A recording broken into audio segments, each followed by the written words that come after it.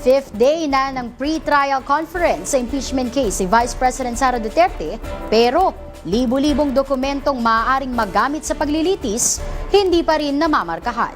Nakatutok sa mga pangyayari sa Senado si Gazi Sare.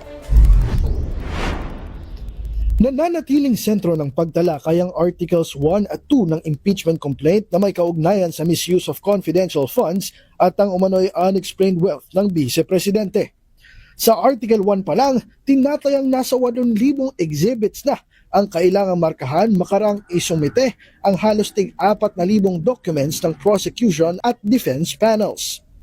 Para mapabilis ang proseso, 6 na marking tables na ang ginagamit kung saan 4 dito ay para sa Article 1 at 2 naman para sa Article 2. Ang bawat lamesa ay may mga kinatawan mula sa depensa, prosekusyon at Office of the Senate Secretary.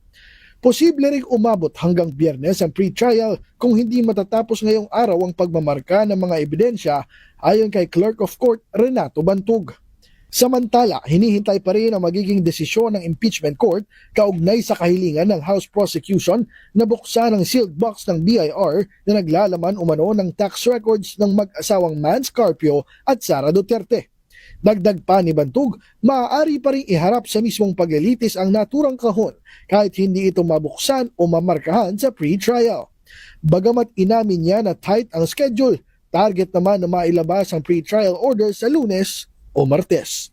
Mula rito sa Senado, ako si Gazi Sarip para sa D8 TV News. Maraming salamat sa iyo, Gazi Sare.